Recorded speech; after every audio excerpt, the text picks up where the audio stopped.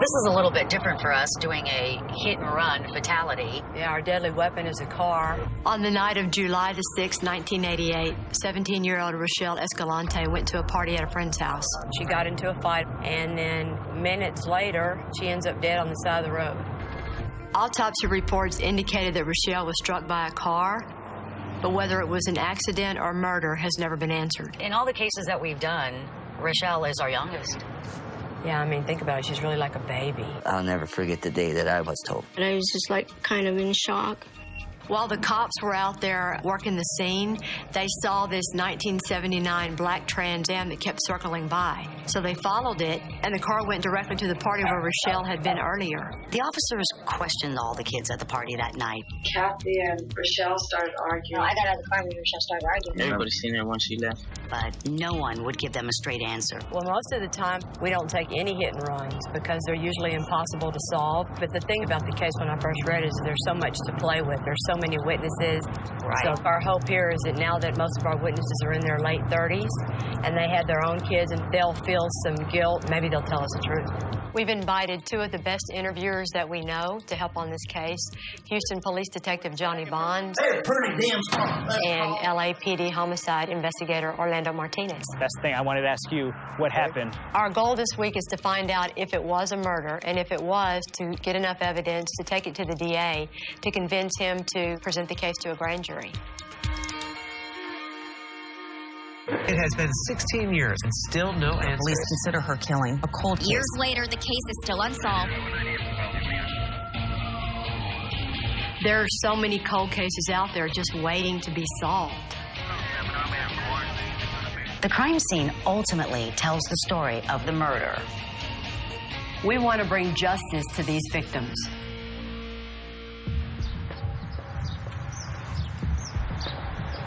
Hi, Jim Durnan. Nice to meet you. Sergeant Jim Durnan with the Globe PD is the man who called us about the case. Chief John Bonds, nice to meet you. Chief Martinez. I knew Rachelle. We went to school together. We were the same age. She was on one of my Little League baseball teams. And pretty sure we made our Holy Communion together. Personally, knowing the victim gave me very strong motivation to solve this case. Okay, so Jim, now that we're all here, why don't you just start from the beginning and tell us the story? July of '88, okay, there was a house party. Sometime during the evening, our victim, Rachelle, got in an altercation with a couple people. Rachelle left the party walking on foot, and then that was the last they had seen her. We have one witness. He came across Rachelle alongside the roadway. So when the officers arrived, she had, we believe, just been struck because she was breathing. So the officers secure the area, and they observe this Trans Am going by 2 or 3 times, you know, at 3 in the morning. They become suspicious of that. So they see it turn, and they do find it at this house, which is the house where this party was at. Most people don't think of a car as being a deadly weapon, but it is. The Globe Police Department has for a long, long time believed that Rachelle was possibly murdered by that Trans Am. We need to find out whether or not it was a murder. We need to find out what really happened out there that night. The owner of this vehicle, Angel Gray, supposedly loaned this car to one of our possible suspects, but he was not at the party. Okay, so let's put our suspects up there. We're going to put Laurie up first. She lied about ever being in the Trans Am, yet she's the one that borrowed the car that day. She's jealous. Her boyfriend's two-timing her with our victim. He was at a party the night before and had kissed the victim. Right. And she knew about this. Lori Wright is one of the main suspects in this because 15, not even old enough to drive, brings the Trans Am to the party. So she's got the means and she's got the motive. She's jealous as can be about Rachelle kissing Tony Romero, her boyfriend. So guys, I'm going to put up now Tony Romero, the man everybody's fighting over. 2 women fighting over him. And Tony was on parole back then. Tony Romero is Lori Wright's boyfriend. The biggest thing is, Tony says, I had the keys to the car all night. This is the possible murder weapon. You say you got the keys, and it's your girlfriend fighting with everybody anyways. It makes you a pretty good suspect, too. We're going to put Kathy Arana.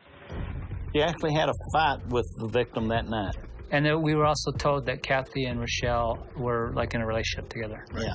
Kathy and Rachelle supposedly were lovers. So anytime you've got a relationship and it's heated at that moment, and then all of a sudden one ends up dead, Clearly, that's one of the first people you're going to look at. But now one of the things that's a major thing is Kathy is deceased. Yeah, that's kind of big, huh? I think it's kind of ironic that Kathy Arana passed away in a car wreck herself. That complicates the case. We can't talk to her. We can't eyeball her and see what we think about her.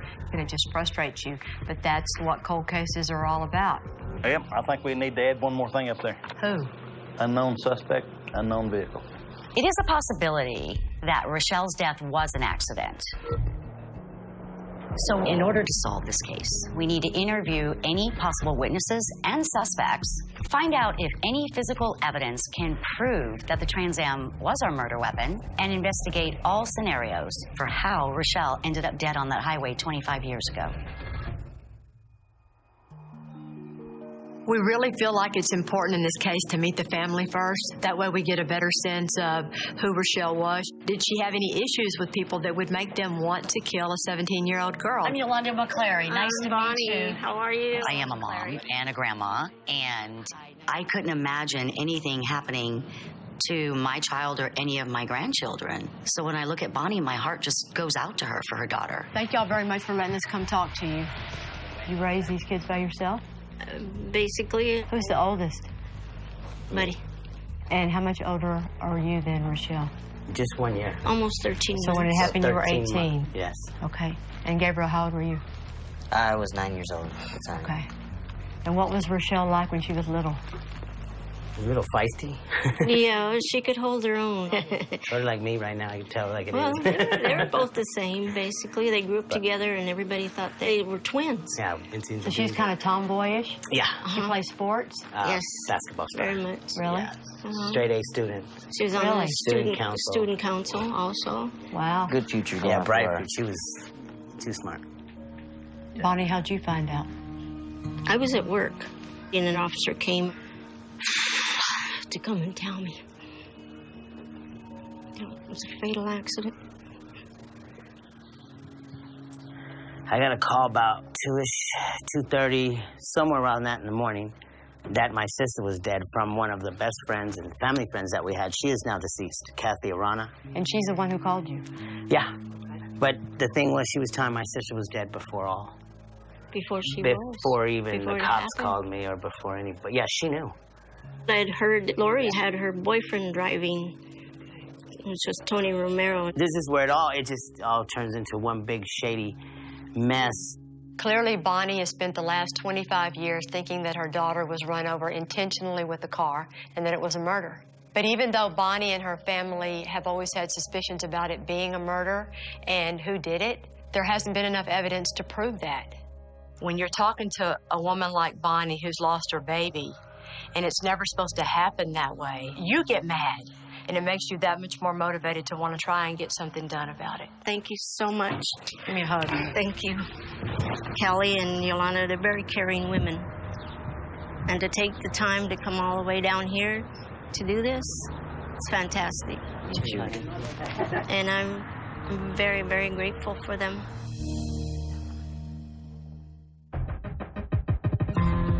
Now that we know a little bit more about Rachelle, we need to go back to the last place we know she was alive. This was a party house located right off the main highway.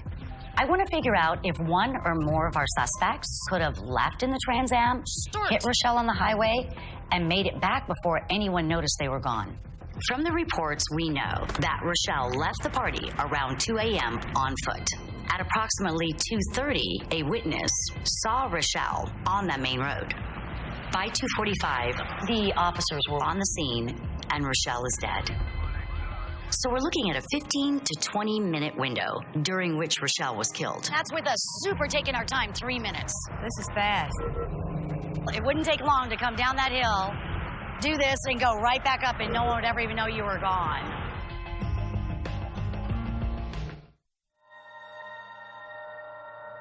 In 1988, 17-year-old Rachelle Escalante was last seen alive at a house party. Police have always suspected that one or more of the kids at the party that night hit Rachelle with a 1979 black Trans Am. So now we want to look closer at exactly how did Rachelle die and make sure that nothing about her injuries or the crime scene could rule out the black Trans Am as the murder weapon. What do you want to do first? I want to find exactly where the body was. And he was there, right? Right. Ray Hernandez was a brand new officer back in 1988, and he is actually the officer that drove up on the scene, and he can tell us from his own memory exactly what happened that night. When I first got here, she's laying like pretty much in this position.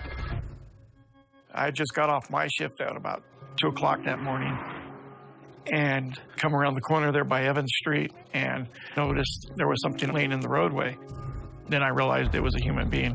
She's still trying to grasp for breath. She's still trying to breathe. As soon as I got out of the car, I realized that she was still alive. Her eyes were open. I remember that. I did try to talk to her, but there was no acknowledgement that we were even there with her. I stayed with her the whole time. And within probably 2 or 3 minutes, she stopped breathing. Just bring the car up to right here. Our goal today is to use a demonstrative Trans Am, a similar Trans Am to ours, to see whether or not such a Trans Am could possibly have been used to inflict these kinds of injuries on Rachelle. This is not a high-speed impact. No. The only broken bone in her body is her skull. Right. What she also has on the back of her right leg is a part of a tire impression. If she gets clipped in the leg, bam, or she comes flying back, this could be part of what she hit on her head, too.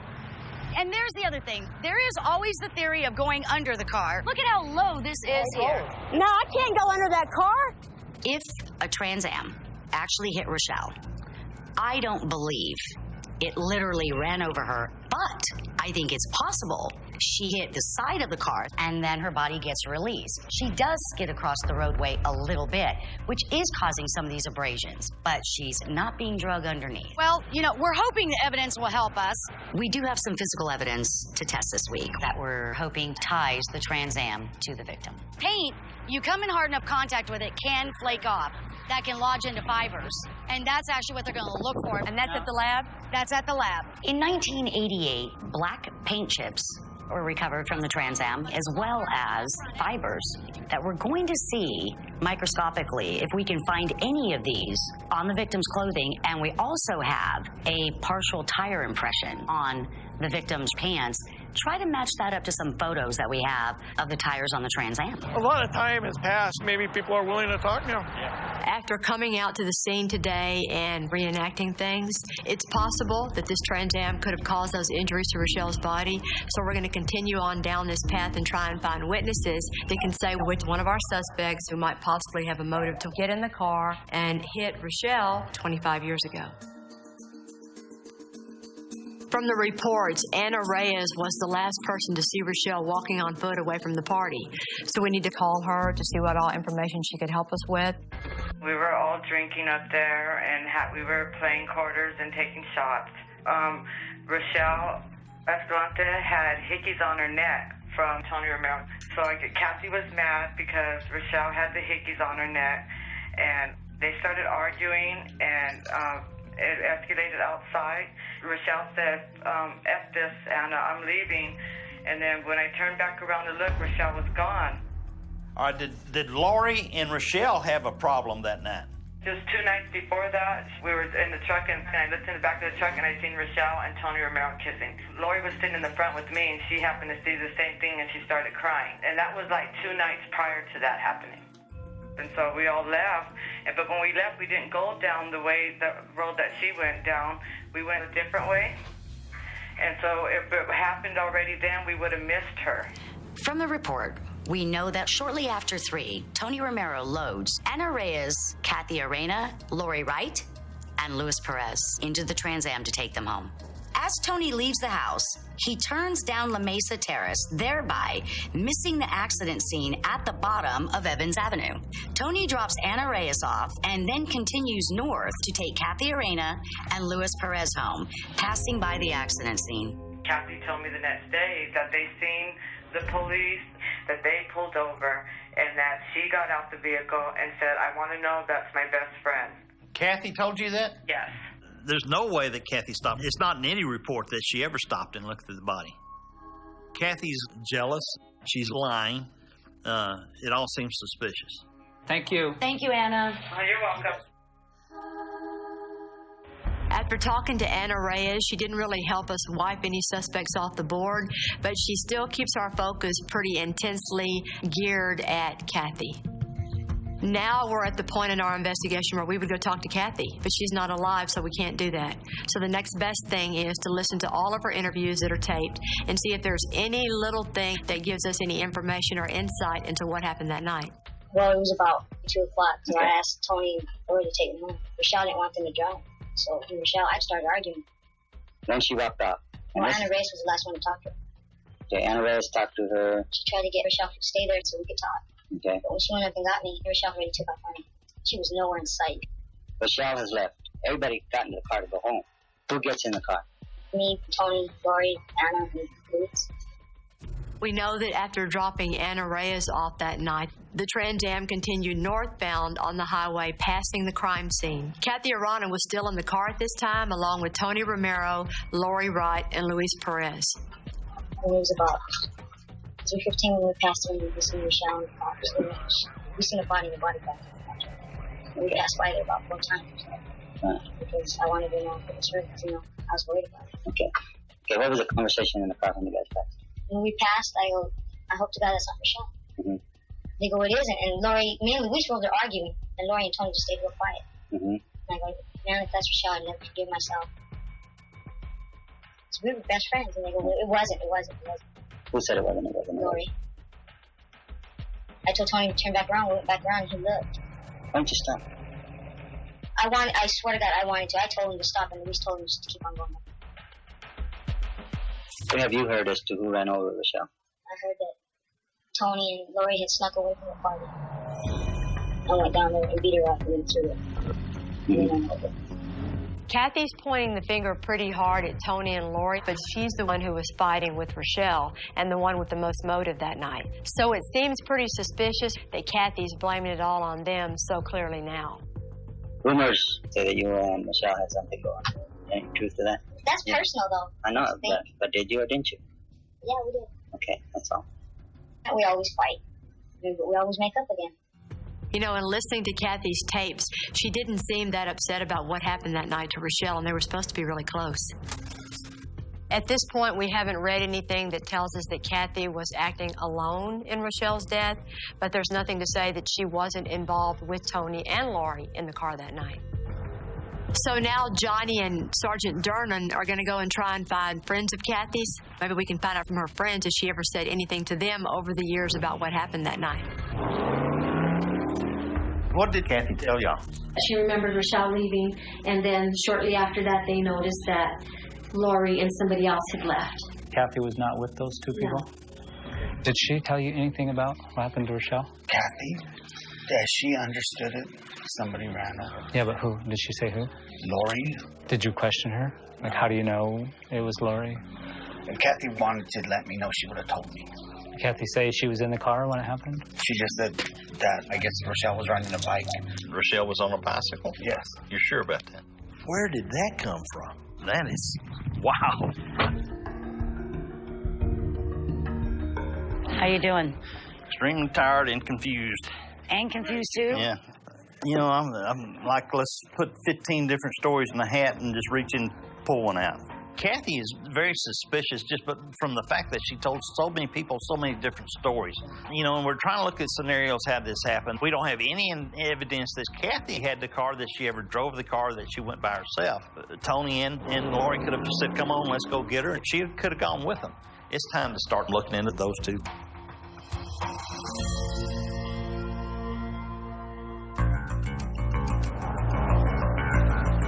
Today, we're going to go into town and try and talk to Luis Perez, who was at the party that night. Luis was also in the car when it passed by the crime scene that night, so we're hoping that he can tell us more about what happened there. Were you there? Who were your friends with? With Kathy and all them. And so Kathy invited you? We were at the party, then the two sisters show up. Do you remember what their names were? I don't know. Lori, I don't know. Do you remember Lori's sister's name? I remember. I know she was white. We know that Shauna Wright is Lori's sister, but according to the reports, she's never been interviewed about this case. They were mad at Rachelle. So what are they saying? Something about a guy or boyfriend. Her mom was around too. Beverly, that was her name? Yeah, I think so. They were always together. So she just always partied with you guys? Oh, yeah. She acted like she was a young girl. She loved to party, get high. She would let any guy mess around with the daughters and her, but she was always with them. She was a good mom. She was a good mom? We know from the reports that Beverly Wright is Lori Wright's mom. And according to Luis Perez, she's not going to get the Mother of the Year award. Lori's sister, Shauna Wright, looks pretty questionable, too. Shauna was also at the party that night, so we need to look at mom and sister. It's a good chance Lori's told them something, but before we bring them in, we need to talk to anyone who knew these Wright women. Lori and Shauna, everybody was scared of them. They were really big troublemakers. Just got a street name, LaBev. Beverly is her name. Beverly used to always try to get with high school kids. She was a hoe back then. She was a dirty player. Lori got into it, Beverly got into it. Like two peas in a pot on that. Bev had hit me with her car. Actually ran my ass over. When did she try to hit you with a car? It was Shauna that threatened me. Mom and daughter would go and jam people up, you know what I mean? Thank you very much. Yep, thank you. It's nice meeting you. Well, I thank you for being honest with us. These Wright women sure seem to have a reputation. It's time to bring in Shauna and Bev. Shauna was at the party, and from what we're hearing, Bev might have been there too. We need to find out if Lori told them anything, and possibly find out if they're involved in Rachelle's death at all too. You don't think I had anything to do with this, do you? Let's go back to the party, and it seems that there was some disagreement. I remember Rachelle and Tony, they were kissing, and Kathy got mad.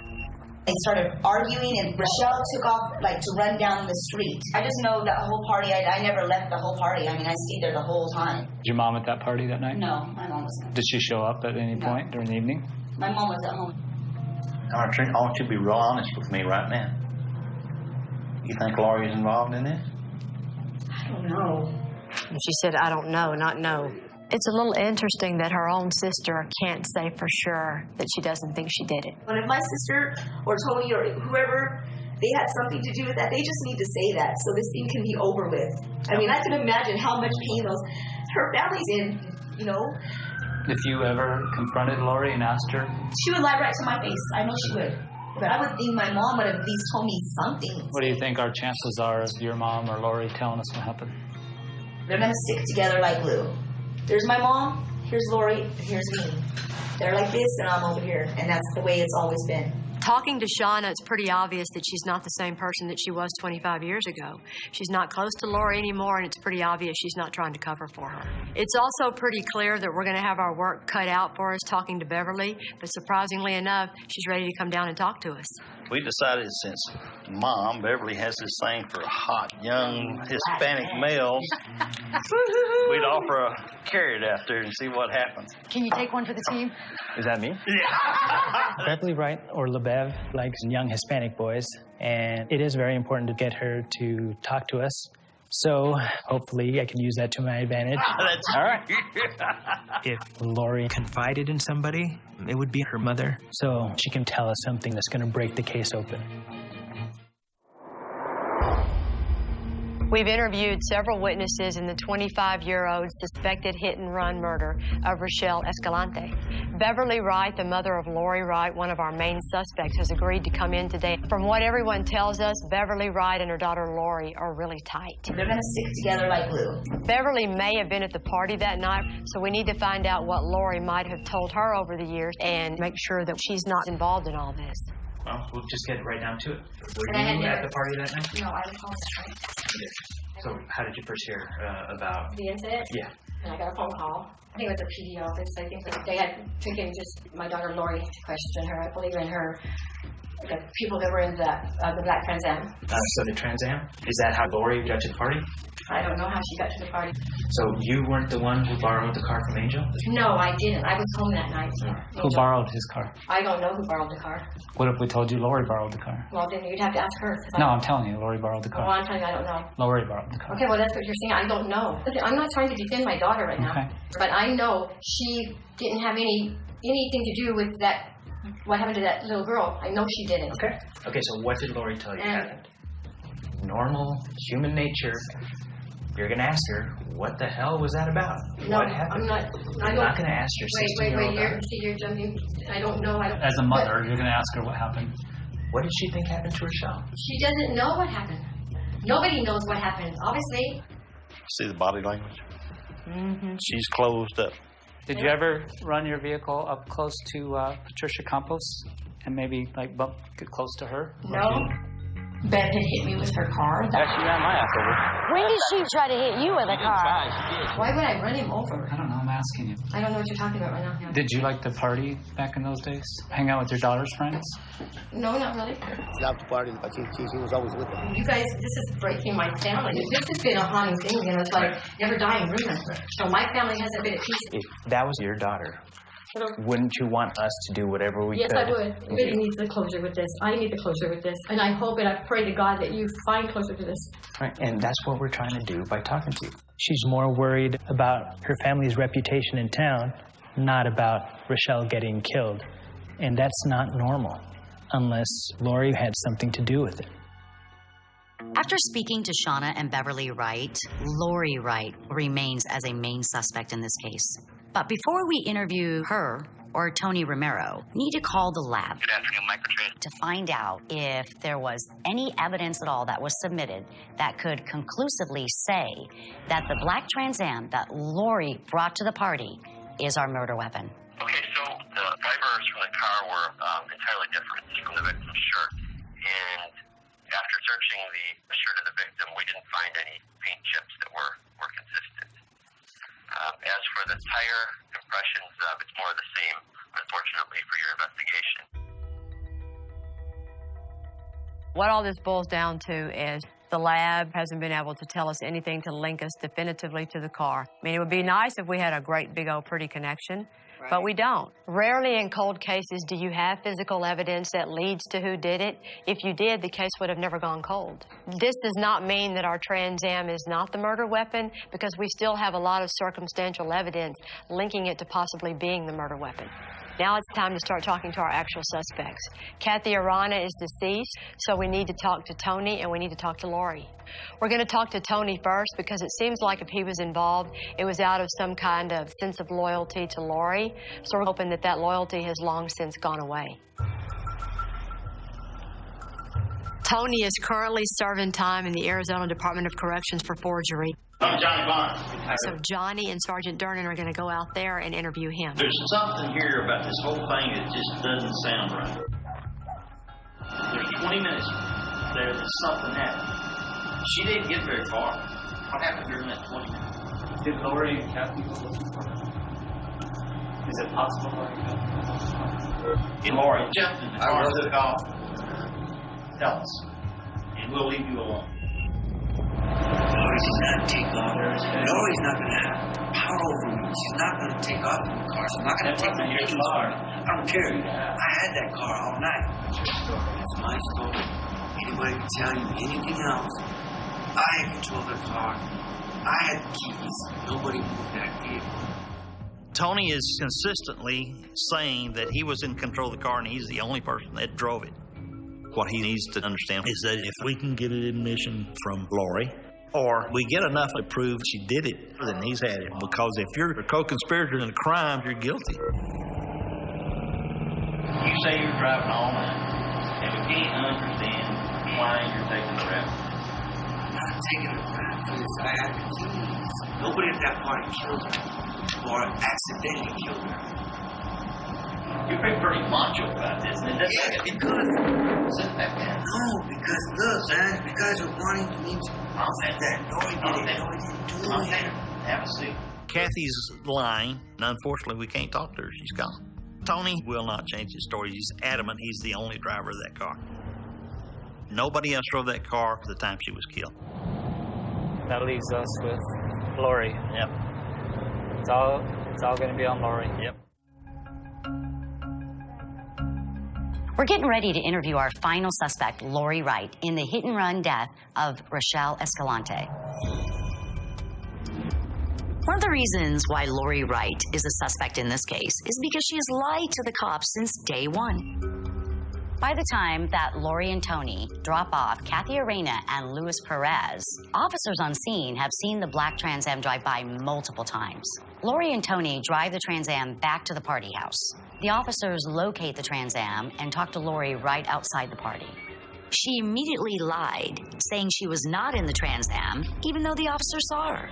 When officers questioned the kids from the party the next day, they learned that Lori had called everyone and told them to lie. She called me up and she goes, Anna, always talk to you because they already talked to us. Just tell them that Angel was there. He was driving the car, and that. She goes, Luis, whatever you do, if the police talk to you, whatever, tell them that I wasn't in the car and that Tony wasn't driving. The guy Angel was driving the car. Her story was that Angel Garay, owner of the Trans Am, was at the party and had driven the car that night, which we know was not true. It's time to bring Lori in and confront her with all those lies from way back then. This is Johnny. Johnny Bonds, Lauren. Have a seat. Basically, what we're trying to do is find out what happened to Rachelle, and I want to hear what you saw and what you know. I understand. When the police pulled up there, where were you? In the house. In the house. Do you remember them asking you if you were in the car? Do you remember telling them that it was Angel Garay's car and that he parked it and left? That is not true. No, it's documented in the report. I don't think the officers would make that up. Well, that's not true. I said that I borrowed the car from Angel. Yeah. Which that was the truth. And do you remember telling the officers that no, you hadn't been in the car? No, I do not remember that. The next day after you're home, you have telephone conversations with people that we know. And you tell them when the police come to talk to you, tell them Angel was driving. That's not true. Why would people separately make that up? I have no idea. This is a report. I asked Lori if she had been in the black Trans Am when he passed the accident scene. She stated she was not in the vehicle. I asked her who the blue vehicle belonged to. She stated Angel, last name unknown. Angel had been at the party and had left his vehicle parked in the yard. It's not true.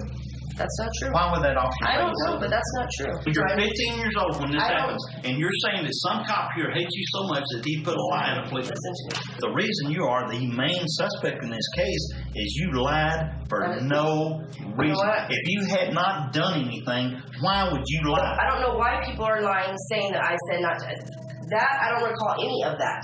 So independent people lying. They're pretty damn smart. Let's tell the police. I have no idea why somebody would say that. Can I go? Do I have to stay here any longer? No, you don't. Oh, don't talk. I'm gone. I could kind of understand her lying to the cops then. You know, it was a scared 15-year-old drunk kid, but now she's lying about lying. There's no reason for her to lie about it now. It just heaps more suspicion on it. She's denying everything the cops said, and all of her friends are lying about everything they said 25 years ago. Everybody's conspiring against her. I mean, come on. We can't prove it's the Trans Am, and that's problematic, I think. By Lori coming in today and giving even more inconsistent statements, it doesn't clear things up against her. The only reason to keep working on this case is if we believe that that Trans Am was the one that hit Rachelle that night. So Sergeant Durnan is going to call a trucker who's listed in the report as being one of the only people who was on the road that night. What we want to know is whether or not that trucker specifically saw taillights going up the road toward the party house that night. My father-in-law had picked me up. We were going westbound. And I happened to notice out of the corner of my eye a shadow of what seemed like it could have been a body or a person or something. Did you see any brake lights on the side streets or anything like there had been traffic there right before you passed? Not that I noticed, no. The one thing that I do remember is before we came upon that scene, I saw a yellow truck going eastbound. Had you ever seen that truck before, or had you ever seen it after that night? No. This is not good. This is the main drag through Globe. It's where all the business and all the trucks go. It's not a local truck known to the cops, known to people. It would be impossible to ever know for sure what truck was driving through town that night. We're never going to find that truck. The yellow semi is not just reasonable doubt. It could very well be what hit her. Easily, with the semi being so high, could have cracked the back of her head there. It's why we see very slight abrasion to her. The truck may not even have a clue that he hit her. That's huge. Right. Yes, I mean, we now have a brand new vehicle at the most crucial time possible. That's reasonable doubt right there. Semi could be what hit her, and it might not have ever known it, and it's really just an accident. Here's the reality of working on cold cases. Sometimes you learn new information that actually goes against what you thought. If the Trans Am is not the car that's involved in this, then it's not Lori and Tony or anybody else who has any kind of knowledge or information at that party. You're never going to be able to make this any clearer. Unless one of them confesses, it's pretty much exactly what you said. Well, they're never going to confess. The only way this case can ever be solved now is if an eyewitness emerges or if somebody confesses. It's been 25 years. If an eyewitness truly existed, you would think they would have come forward by now. And a confession in the real world in a murder case is always very unlikely. Kathy is deceased, and Lori and Tony are sticking to their stories. Jim, I think what you need to do is take all your notes and all the tapes and everything that we did this week and put them all in your box and tape it up and not look at it anymore, because there's nothing else you can do. There's nobody else you're going to find. It's done. For good. We don't have the answers to what happened to Rachelle, but I hope Bonnie and her sons take some comfort in the fact that we made every effort we could and not feel that she was forgotten, because she's not. Not being able to solve a case, the hardest part about it is to go back and talk to the family. Good to see you. Come on in. I'm the one that's got to step up to the plate and tell the family it's over with. And it's bad. It sucks. It's horrible. We can't tell you for sure who hit Rachelle. You watch Bonnie sit there and try to accept the news. I can't. We talked to everybody we could find. We know about when it happened, and we thought we could be able to say that there were no cars except for the Trans Am in this time period. And today we heard that there's a semi-truck that's seen right in that same time period. And with all the other things, with people changing their stories, with memories, with Kathy being gone, I don't think that you are ever going to have a case strong enough to present in a courtroom.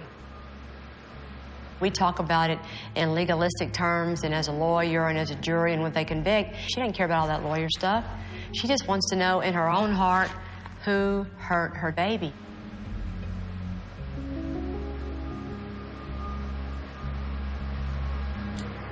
Let it be. Yeah, I thank you for doing what you could do. Just have to let it be, like I said. I feel at ease, though. I really do, with the information that you gave us. But she's always with us, and she has been these few days. But she knows what we're all going through, and she's around. She is. I love you, Rachelle. Marie Escalante, I love you with all my heart. I love you and miss you greatly. What I'm grateful for is that Kelly and Yolanda, they really did try. She might have been taken away from us, but she will still always live on with us. I love you, sister. Never forget you. There are unsolved cases all over this country, and the best that we can do is open them up and work our hardest to get somewhere, but this is the real world, and there's no way around the fact that sometimes we just can't solve them. I think that Bonnie and Bud and Gabriel have dealt with losing Rachelle pretty well for a family that lost so much. I hope that with a little bit of time, they can have some peace.